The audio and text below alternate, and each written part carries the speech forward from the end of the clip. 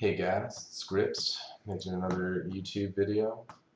Today I'm going to be playing a bunch of Microstakes at Tower Gaming off. Plan is to play like 12 tables and just try to get a bunch of hands in and see if I can make money doing it. It might be a little difficult because I don't have a HUD and because I just got seated on another one of those goddamn shallow tables that I can't stand. That's alright, I'm on the wait list for like 6 more games, so I should be able to fill out this screen with 12 tables of 10 cent, 20 cent. Yeah, my plan is going to be to play pretty tight because I'm not going to have reads on my opponents. If I was using a heads-up display, that would not be a problem. The software would tell me how my opponents were playing, and I could cater my general strategy to their playstyle. But given that I don't have a HUD on cake because you can't use one there, I'm just going to play blindly and hope that the fact that we're playing Microstakes means that there are a lot of bad players who are just going to give it away to make up for the fact that I don't have great reads, and hopefully I can get enough value from the donations to cover any mistakes I might make. So I'm not going to do too much general strategy talk once the hands start rolling because there's going to be a lot of hands and I just kind of want to spend as much time as I can on each hand. So I'll try to get the general strategy talk out of the way. When playing this many tables, like I said before, you are looking for optimal spots. It's the whole point of playing so many tables. You don't have to get involved in marginal spots because a good spot's coming around the corner. Like here where it's been raised and re-raised already and I only have ace-jack, I don't need to take a close spot there. So I got plenty more hands to look through. Now I'm going to be playing a positionally aware game. I'm not going to just play like a super tight top 10 hands only style of play because that's just not maximally profitable per se. So I'm going to be opening super tight in early position because I don't want to play out of position. I'm going to be opening a medium range in middle position, slightly wider than up front, but really not too wide. And then when I'm on the button, I'm probably going to be opening a lot of hands to take advantage of my positional advantage.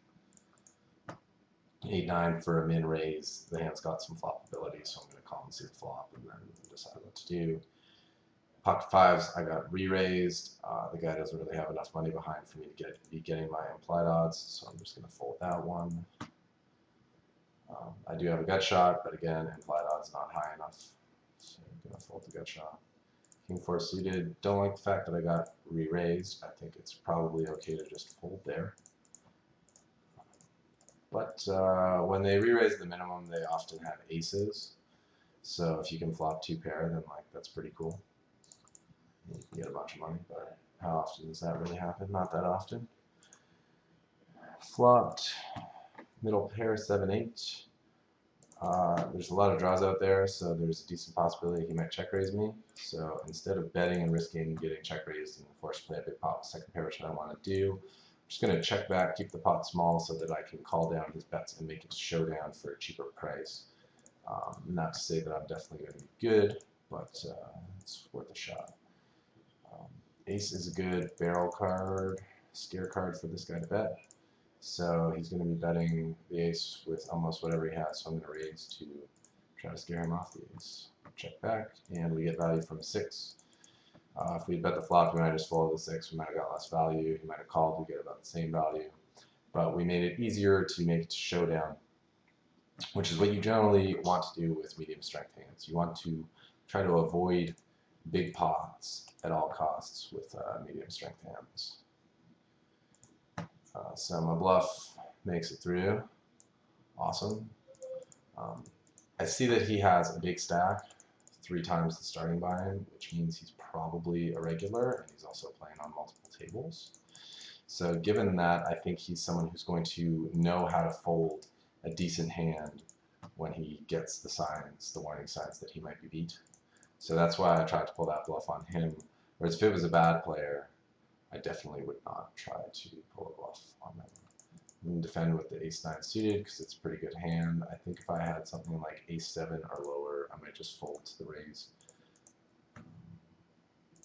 And I'm going to be using these preset bet sizings here. Kate conveniently has some options for half pot and 2/3 pot that really help when you're multi-tabling. Most of the time when you're firing continuation bets, and really bets on any street, you're generally going to be betting between half and 3/4 of the pot. So the fact that they just have like a half pot and a 2/3 pot and a full pot button really saves you a lot of time for when you're multi-tabling. And it just enables you to play more tables, which is what you want to do in multi-tabling. So this game's heads up, and given that I have like 11 other games going, I definitely don't think I'm going to be able to pay attention to the heads up game, so I'm just going to sit out after this hand, for sure. And I know this action's probably pretty tough to follow, given there's so many tables, and I haven't even named them as like table 1, 2, 3, 4 on the top row, 4, 5, 6, 7, 8, middle row. But the good news is Cake has this thing where it highlights the table, puts a little border around it. When you have a hand that you have to act on, it turns green. And when you're running out of time on a hand, it turns red. So if you guys hear me talking about a hand, but don't know where that hand is, just look for the borders, because there will be some sort of highlighting, letting you know that I have a hand on a table somewhere. That's probably the hand that I'm referring to. Take this seat, gonna ditch the heads up table because it's broken.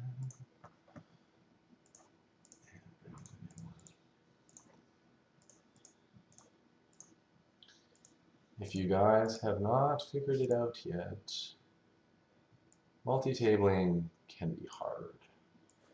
It is definitely not for everyone,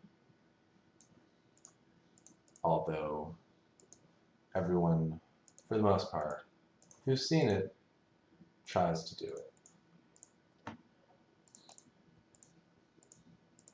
The key with multi-tabling, I think this guy is a rag because his name is kind of pokery, top right table, very big blind.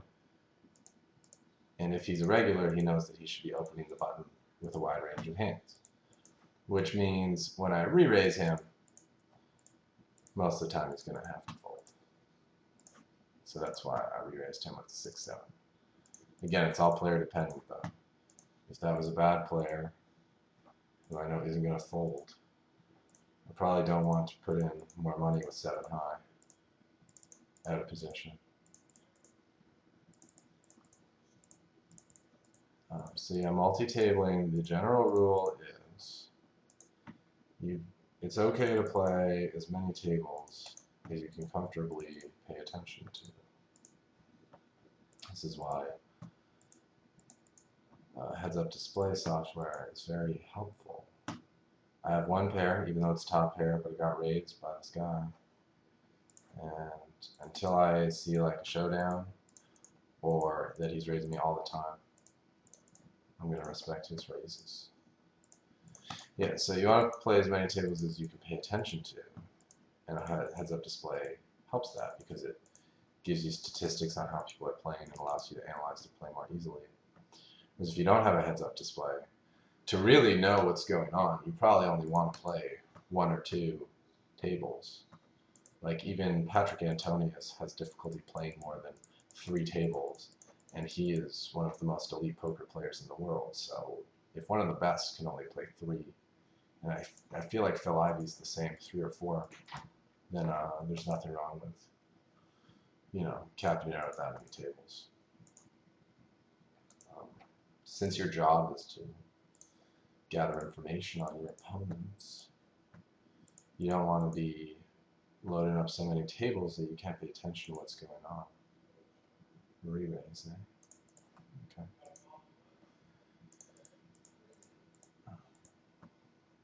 So, yeah, I mean, like, when you're starting out, you probably don't want to play more than, like, 2 tables. Whether you're playing sit and goes or cash games, really doesn't matter. You want to keep the number of tables down to a minimum because you need to get comfortable with the game, comfortable with picking up information and changing your play based on who your opponents are, coming up with strategies that you're going to use to beat your opponents. As soon as you get overwhelmed with decisions, you just kind of start looking for where the good hands are, the good looking hands, and play them irrelevant of position or where the aggressive players are relative to you, where the bad players are relative to you, and it's very easy to overlook a lot of the important things that go into making good poker decisions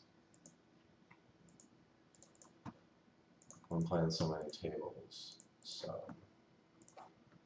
despite the fact that I'm doing this and showing this to you guys, I don't really highly recommend it until you have a good amount of experience. And man, all that. I just don't know how much he's been doing this. I mean, he only has 25 big blinds, so calling and being wrong can't be that bad. I don't know if he's tight or loose. I'll err on the side of gambling. And it's a flip. Very big blind is 3-betting. Again, I don't know how wide he's doing that with how many hands he's doing it, so it's hard to figure out what my best play is. I'm thinking at this limit, most people are not going to get all in with, the regulars at least are not going to get all in with hands like pocket 7s, 8s, and 9s.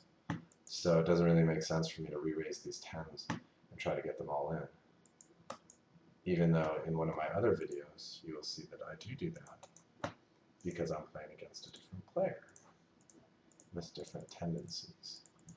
I think at these games, against the good players, the only hands you want to get all in with, I'm going to call with these 9s because I have an up and down straight draw and the price is very good.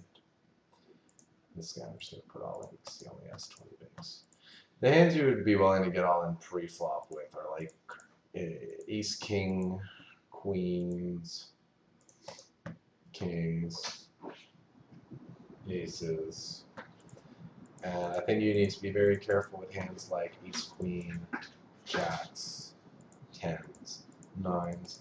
And those hands should be played much more cautiously with the plan of perhaps just calling the re-raise, seeing what the flop brings.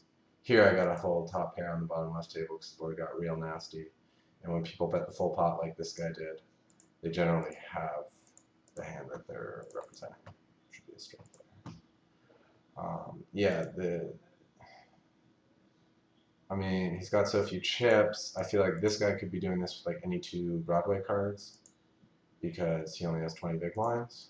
So since King Queen beats like Queen 10 and King Jack and shit like that, I'm gonna call. And if he's got Ace 2 offsuit, which is only like a high 50s or 60% favorite over me, pretty much coin flip, then he probably would have done that with the hands I thought like Broadway and shit. So. And like any pair. So given that, my call off there with the King Queen is fine, getting a decent price. Yeah, so the other option with hands like 8s, 9s, 10s, jacks, ace queen, when you get re-raised, is to just call and you know, play a smaller, more cautious pot. The other option that people don't realize is an option though, is to just fold. Which is especially good against people who only re-raise with like really strong hands. Because let's say that you open and your opponent re-raises you from the blinds and you're sitting there with a hand like pocket 8s. and you know that your opponent only would re-raise you with aces, kings, and ace king. Well, now it's a tough decision as to whether or not you should call. And to continue, because, you know, even when the board comes good for your pocket tens, you're still going to be losing half the time when they have aces and kings. And when they have ace king, yeah, you're ahead, but how are you going to know the times they have ace king and the times they have aces or kings? If they do a good job of balancing and playing both hands in the same fashion, you really have no way of knowing whether they are just on the ace king or whether they are on the bigger pair. So you might be better served to just fold the hand pre-flop, having invested, you know, 3 big blinds in the pot, instead of playing a pot where you might end up putting in 100 big blinds or 50 big blinds. That if you make a mistake, is very bad. And as we can see, I am timing out in some places. I am missing some c-bets and stuff like that. I'm getting in good though. Ace queen versus ace jack, shit. But given that I'm, you know, missing hands, timing out on hands, that would pretty clearly illustrate that I have too many games go for my own ability. This is in large part to do with the software.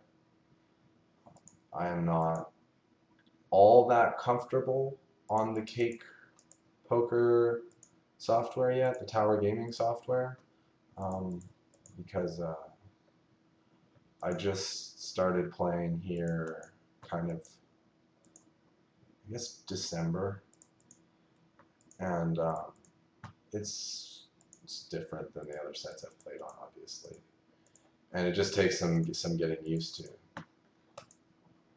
So on this software, I guess when it comes down to it, given that you can't use a HUD and stuff, isn't the best for mass multi-tabling. It's good for playing like a decent amount of tables, like 6, no problem. But in terms of playing like this many, damn, like, oh, that got re-raised. Okay. In terms of playing this many, it's just a little too much, it's too overwhelming. And the main reason is actually that you can't use a heads-up display. When you have a HUD and you have a clear picture of who's playing tight and who's playing loose, it's very easy to make your decisions more properly and profitably. And it allows you to identify good spots for opening pots, because there are weak players in the blinds, or good spots to play a little bit tighter because you have a lot of aggressive players behind you who are going to make your life difficult. So a HUD really helps with that, and it also helps with the decisions after the flop, because it'll let you know how often an opponent makes a continuation bet, or how often they fold to your continuation bet, or how often they'll raise your continuation bet. And when you have that sort of information, you can make much more justified decisions. You know, poker decisions that have real reasoning behind them, rather than I just felt like making this play, which is not enough reason for, you know, making a poker decision.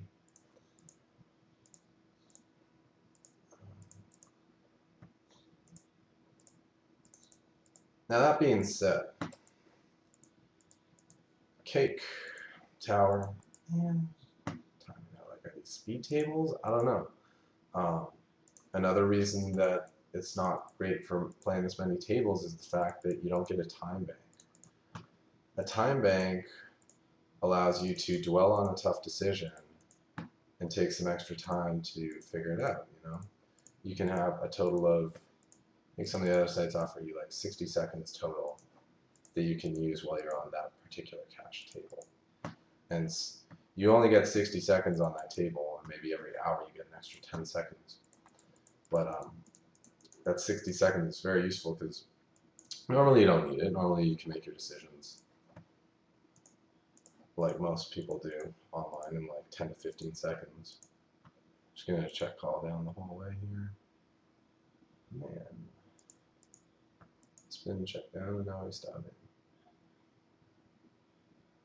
Just in case he has ace high. 7. That's a really nice value bet I have. Check call down. How does this guy not bet the river with ace king there? How does he not re-raise pre-flop? Man, people do the weirdest shit at Microstakes. No wonder they don't get a lot of value and have difficulty getting into the next games. Yeah.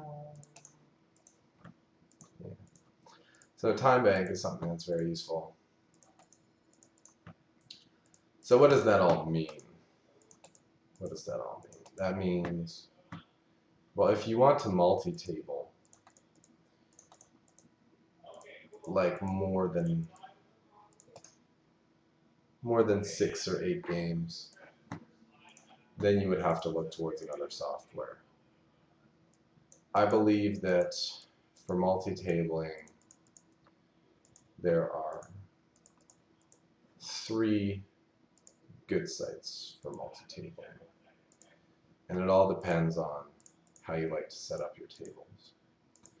Right now I have my tables set up in a tile format, which means they're all they each have a space on the screen and they're spread out evenly. If you like to tile your tables, I believe that OnGame is by far the best software for multi-tabling in a tile format. The main reason is that unlike all the other poker softwares, OnGame allows you to open as many tables as your computer will allow. If you want to play 30 tables and you can keep up with 30 tables, OnGame will let you do that. So for the guys who really like to just put in hours and put in hands and put in volume, how do you not bet king queen? OnGame is a fantastic place. And of course they have a competitive VIP program, and you can get very good hourly in terms of VIP rewards in the forms of money for your time at the table. So even if you're like a break-even player, if you know how to mass table, you can make a good amount of money off the loyalty programs, especially if you have an in. So yeah, if you're interested in trying out one of those sites, which I can introduce in another video and show you what it looks like, send me a message. I can definitely take care of you and get you in touch with people you need to speak with to get the most out of your playing experience there. Now, if you like to cascade your tables, which means, I'll just do it real quick, watch the bottom right corner. The tables would go like that. And what happens is, I am so distracted with all the other stuff I'm doing that I don't really know what's going on in the hands. And I hope you guys don't mind that I'm actually going to end up talking a lot about concepts, more so than the hands I'm playing. Because I think in terms of your development as a player, I can impart a lot more wisdom based on my experiences in theory than I can from giving you advice of 12 tabling, where I am so not used to playing this many tables on the software and don't even have my HUD up, which is the most necessary tool for multi-tabling. Whatever. Maybe I'll just play super tabling for super curves. Anyway, Cascade looks kind of how I showed you there with the 4 tables being on like the corner of each one. And you can fit, that's a way to fit a ton of tables on one monitor. You can on like an 800 by 600 resolution, you can still probably get like 12 tables cascaded. And one of the cool things about that is that the tables are still like full size, or whatever size you want them to be. Some people play worse when the tables are small. So for them, the idea of a cascade is good. And whenever you have a decision, the table will pop up to the front. And it will stay at the front until you've acted. And then once you've acted, the next decision that you have to make will pop up as well. So it's kind of like playing rush poker in that the decisions keep coming and coming and coming. And when you fold, you don't need to worry because the action, you don't need to pay attention to that action anymore because it doesn't matter to you because you're not in the hand anymore. And whenever you have a decision, it'll pop up. And if you have a really tough decision, you just drag the table kind of out of the cascade to the side while you think about it. And as long as you're keeping on top of the decisions as they come, you won't ever time out because the most pressing decisions always pop up first. So for people who like that, there's a site that's good for that. But I want to say, if you want to cascade, you need to have a pretty good general strategy. And you're just going to kind of play the same on every table. You just kind of play robotically, which people may tell you is bad, but at like low stakes, micro stakes, it's totally fine. If you play a style that takes money off the table, be it most likely from targeting the bad players, although it could be from making moves on the good players too. And it's fine to just keep doing that over and over, especially if the bad players. The bad players don't adjust, and they're just going to keep making the same mistakes over and over and over. And if you're playing a style that lends you to not making that many mistakes, then you're going to be making the money. And the more tables you can play, the better. You call me 3 straights with the queen. That's real bad. Love me some microstakes. Except when these guys just keep going all in for like $5 and $6, and I don't know what range they're doing it with. But if I knew, then I would know if it's good to call with Queen Jack there. Might be. Might not be bad. So yeah, if you have a good general style and you just like to focus on each decision as it comes, and you don't really care too much about the timing people are taking and the other stuff that's going on in the hand, then cascading's a pretty good option for you. And the best place, in my opinion, for that is at Party Poker, or on one of the Party Poker partner sites like WPT Poker. Again, same thing. They have a decent VIP program, and if you talk to the right person before you sign up, it's possible to get a jump start on that VIP program. So if you'd like to try cascading on Party, same thing. Hit me up. Another site that's great for cascading is PokerStars. And in terms of people who just want to put in insane volume, PokerStars is the place to play. They have the most games running. They have a very good and easy to understand VIP program. And they have, I mean, that's the two main things. Got a good VIP program, and they have a lot of people who play on the site, so there's a lot of games to choose from. So if you play like 1-2 and you want a 24 table, yeah, Stars can accommodate that, whereas some of the other sites might not have 24 games going. Especially as you get to the higher stakes, 2-4, 3-6, 5-10.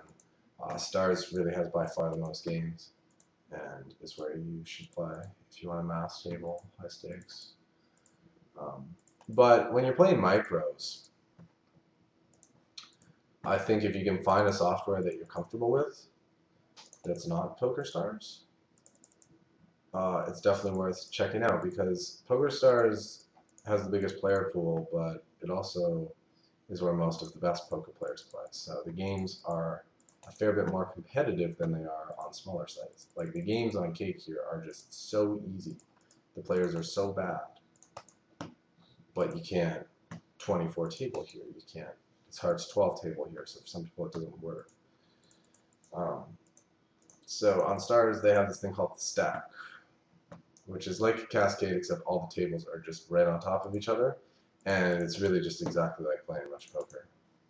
So if you liked rush poker back on full tilt, go ahead and try opening like however many tables you want to play on stars. Maybe it's 2, maybe it's 4, maybe it's 8, maybe it's 16, and use the stack option, and you'll see it's a lot like playing rush poker. You can do the same thing with the cascade. You just drag the table out to the side when you want to think on a tough decision.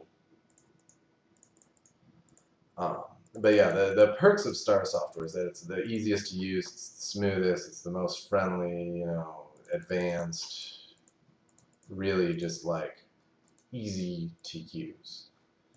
So if you're not worried about like making money and you don't care about playing in tough games, it's another time Poker Stars is pretty good.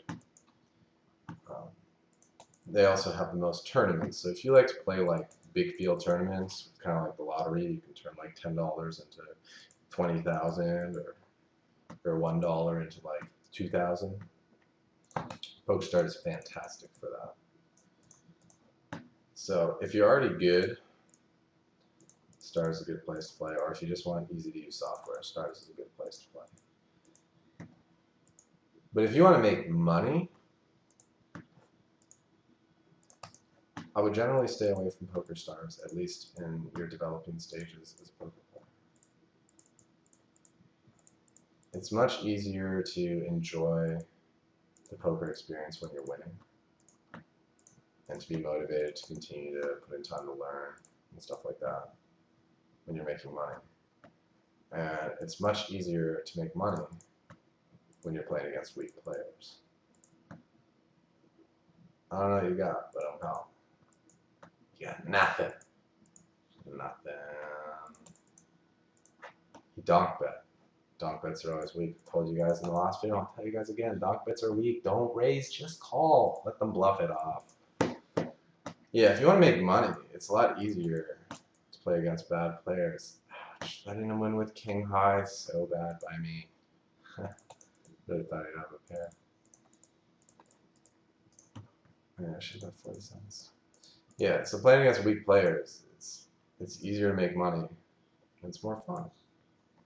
And the small sites, because they don't market towards the pros and they don't sign the pros, just have like much weaker competition and much easier games. So if you're from somewhere where you have the option to play on these different sites, check them out.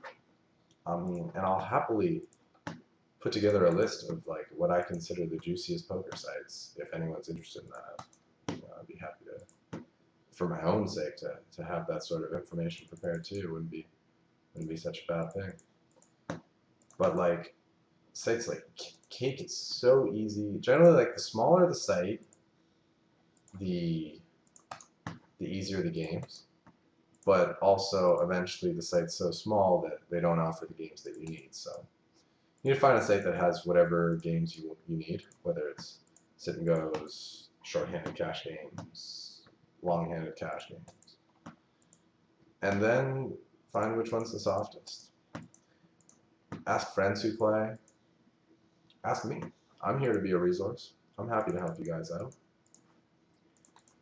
Because if you're going to be spending your precious time playing online poker, you may as well be spending your time at the place that's going to make you the most money and make the most sense for you. Dude, what the fuck do you have? He's been in full pot, which generally means he's strong, but like, I don't think he flopped a straight. And he has been kind of like douching around. So I guess I'm going to try to like run a big bluff here. Call. 6-7 suited, no good, bro. Top right table, there's the value of Microstakes. People just give it away. You could just sit on here all day, play only the nuts, and wait for them to give you their money. I don't know this guy. I guess he's... And he could have a big draw.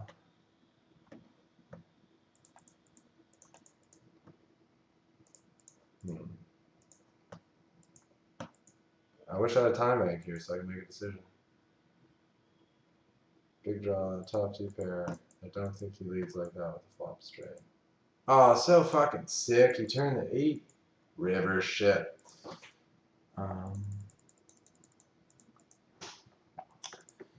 So what happened there? Well, he donk bet the flop, which said he had a weak hand.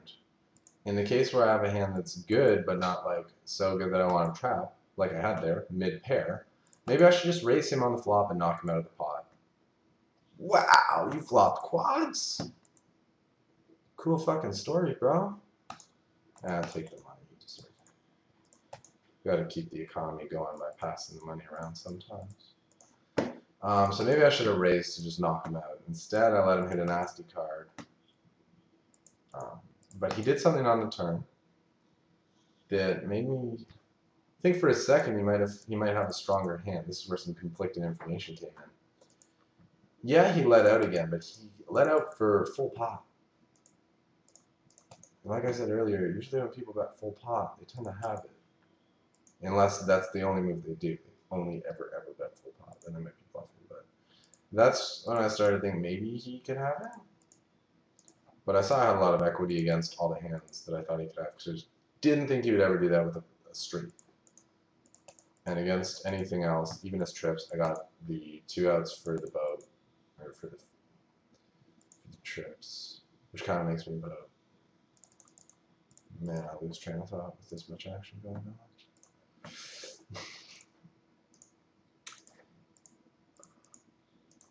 And I also had the 8 outs with the up and down straight draw, so I totally tagged, so it's not like it's getting in and drawing bad.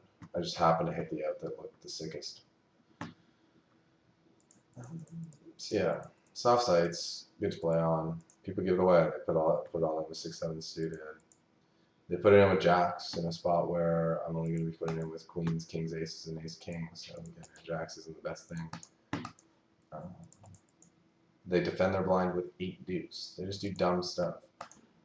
And this is common everywhere in the micros, but I feel like on the sites, the smaller sites, it's even more common. And more so than just the small sites, if you play on a site that has a casino element to it, like Pacific Poker, or a sports book associated with it, like OnGame, you're going to get, or like Bet365, you're going to get a lot of players playing poker who are not poker players. They're just gamblers. You know, they bet sports a bit, they play small iron roulette, they play some blackjack, and they're like, hey, why not give poker a try? And these guys have no chance of winning, and they're just going to be playing so bad. Those are the guys you want to be sitting at the table with and playing with. I call it, bro. There you go. Draw. Oh. What else would you snap shit it in with there? That's terrible. Even the regs are making marginal decisions. Giving it away. Yeah, so you're playing with these are guys you want to play with, the guys who are playing purely for fun and not to try to make a living or to try to make money. So if you can seek out sites and tables with casual players who are just looking for a good time to blast through their 20 bucks, their 50 bucks, at higher stakes they're like $200-300 bucks, because it's fun for them to do that, then you're doing a great job of being a winning poker player. When you're going to play on, I mean, I hate to keep saying this, but like Poker Stars, where half of the site is trying to get Supernova Elite, and everyone's either super tight or they're a short stack, who like it's impossible to win money from. They're all just professionals who are trying to play a perfect way and never give away any money. It's going to be so much harder for you to turn a profit. And I assume that if you're the kind of poker player who's watching this video, then you care about improving because you care about how you can make money. And so you should be playing on the sites that give you the best chance to make money, not the sites that have the best software, per se. You know? Yeah, this software does not look as good as Poker Stars. It's not even fucking close. when you make the tables bigger like this, the cards look a little nicer. But when they're real small, I can see like they ain't too pretty. But it's not that hard to get over that when you think about how much easier it's going to be to make 50 bucks, 100 bucks, or whatever the amount of bucks you're trying to make is. Because people are just giving it away. Like the other site I've played on my entire life, everyone has told me that it is like the worst software ever. Put myself in a bad spot by leading here. I'm actually just gonna fold. No, fold to the raise. I'll see one more card. If he like bets it heavy though, I'm out. Yeah, people have told me it's the worst software in the world. And you know what? I fucking love it. I can play 24 tables. It's fast. You know, you can customize the looks, so it's easy on the eyes. Like, I don't know what people are talking about. I think they're just too lazy to mess around with all the options that the poker software has to make it look the way that they want it to look. Like, I don't care where you play on poker site that has only been around for like a week. They still have options to customize what the cards look like, what the table color looks like. There are lots of ways that you can customize the software so that it's easier on the eyes and makes your playing experience more enjoyable. And at the end of the day, that's what matters. You want to make your experience as profitable and as enjoyable as possible, because the more enjoyable experience it is, the less likely you are to ever tilt, the more likely you are to play your best, the more likely you are to play well and make money and win. And that's what we want to do here, is make money. So yeah, that's my thoughts on choosing a poker site, and a lot to do based on multi-tabling. If you're a multi-tabler, your criteria are different than a guy who plays 1 or 2 tables who's just trying to learn the game. When you're trying to learn the game, you want to find the site that is going to have the easiest games and make it the easiest for you to make money and have a positive first experience playing poker. Once you get to the point where you're already good and you know like what your style is and what type of opponent you do best against, now you have to start to seek out those sites that have those types of opponents and that have the type of software that allows you to play in an optimal way. So I guess my main point in this video is don't worry about the multi-table. You may have heard that there are these kids who play 12 games at a time, 24 games at a time. They've won all this money playing poker. Well, it's true. There are, but they didn't start playing 20 games right away. They started with 1 like everybody does. Here this guy goes donking. I'm just going to call him, let him blast.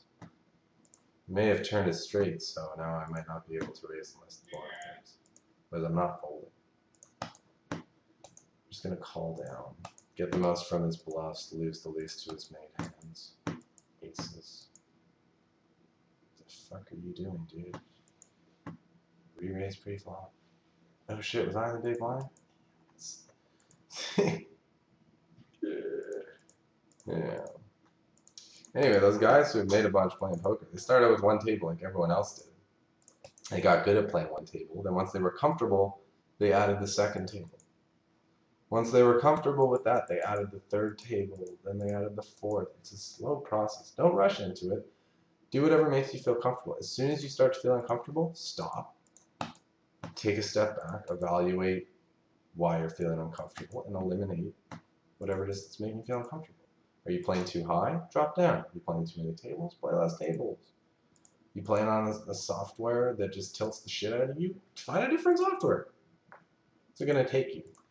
10 minutes? A little Google search? A little IM message to a friend who's going to say, oh yeah, the set I play on is great. Check it out. It's just very important to not be lazy. As long as you're not lazy, you can put in the work you got to do to make sure your experience is enjoyable and profitable. So don't worry about multi-tabling. If you're already a mass multi-tabler, cool.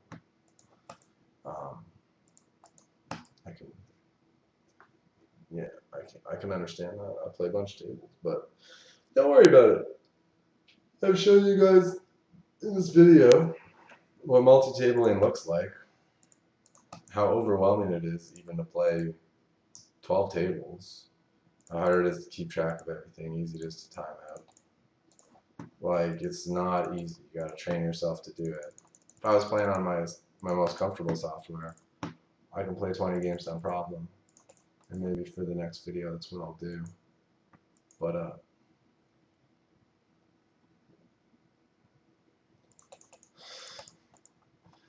yeah, it's very important to be comfortable.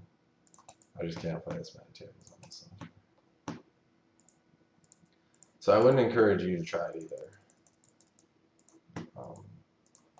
But I still really stand by that the games here are really soft, because we're going to check the results of this session pretty soon. And I'm pretty sure that even though I timed out on some hands and have not played like my A game, I probably still made some money. Just because people were just giving me donations and making really bad plays.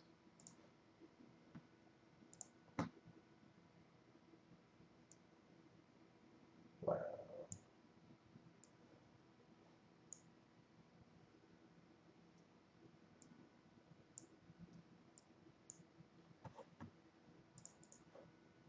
Okay, I'm going to sit out on the tables.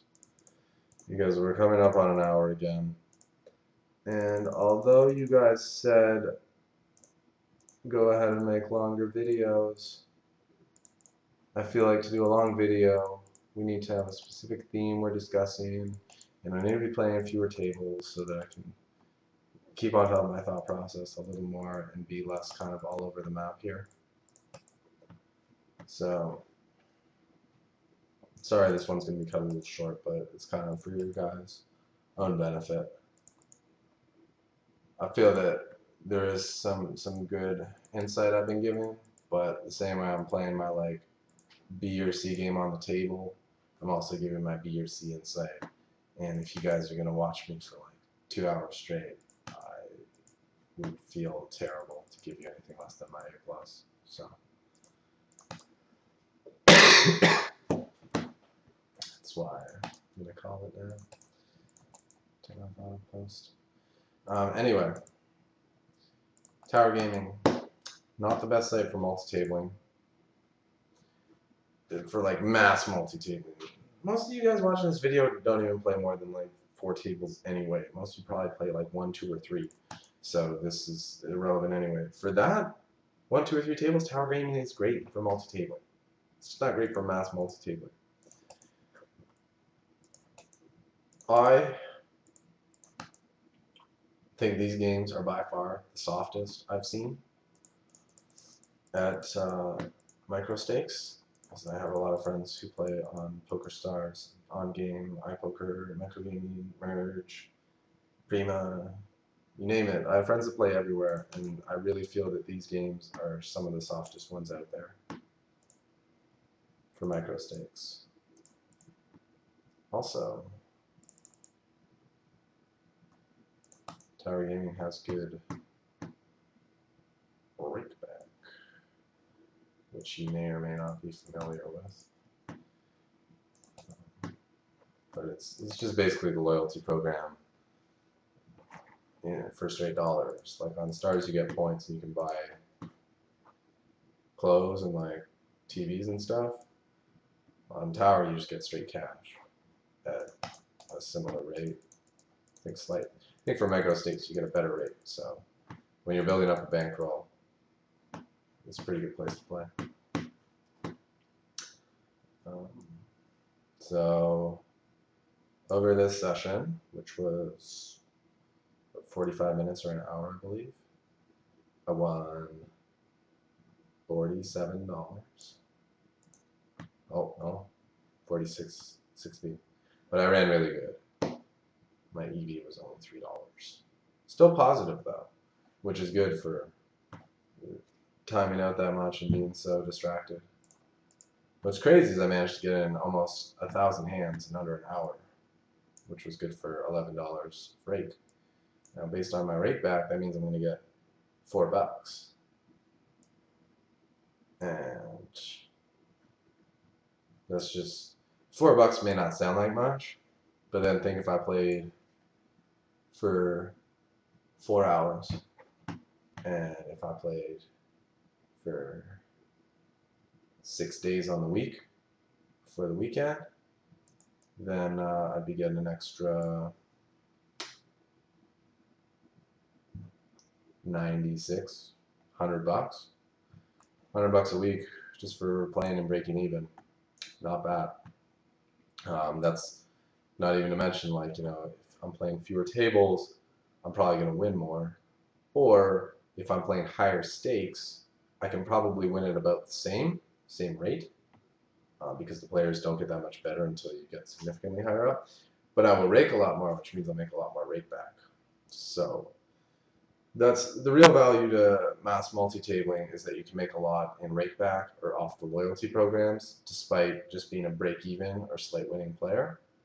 So it's a way to make kind of long-run income without being a top-tier player. So that's what it's good for. And some people like that. They like to build their bankroll that way. And then once they build the bankroll, then they focus on becoming a good player. You know, you can take both paths, whatever you like best. Flip through the hands, but got lucky.